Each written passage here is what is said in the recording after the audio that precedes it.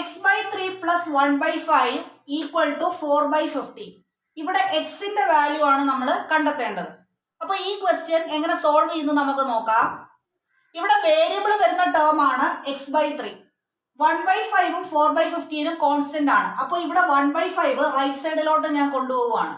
അപ്പോ x/3 അതുപോലെ തന്നെ എഴുതി. x/3 is equal to 1/5 ഇപ്പുറത്തെ സൈഡിൽ കൊണ്ടുവരുമ്പോൾ -1/5 ആവും. അപ്പോ 4/15 മൈനസ് 1/5.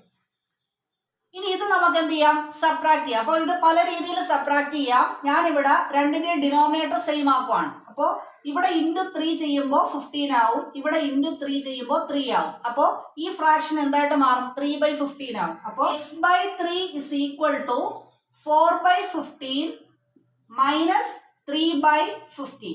അപ്പോൾ 4/15 മൈനസ് 3/15 ഡിനോമിനേറ്റർ രണ്ട് സെയിം ആണ്. അപ്പോൾ 15 താഴെ ഡിനോമിനേറ്ററിൽ എഴുതുന്നു. 4 മൈനസ് 3 1. അപ്പോൾ 1/15 എന്ന് വന്നു. അപ്പൊ x/3 ഈക്വൽ ടു 1/15 ആണ്. അങ്ങനെയാണെങ്കിൽ x എത്രയാണ്? x എത്രയാണെന്ന് കണ്ടുപിടിക്കാൻ ഈ 3 ഇങ്ങോട്ട് എന്ത് ചെയ്യുക? ക്രോസ് മൾട്ടിപ്ലൈ ചെയ്യുക. അപ്പോൾ x is equal to 3/15 നമുക്ക് ആൻസർ കിട്ടും. 3/15 ഒന്നും കൂടെ സ്മോൾ ആക്കാം.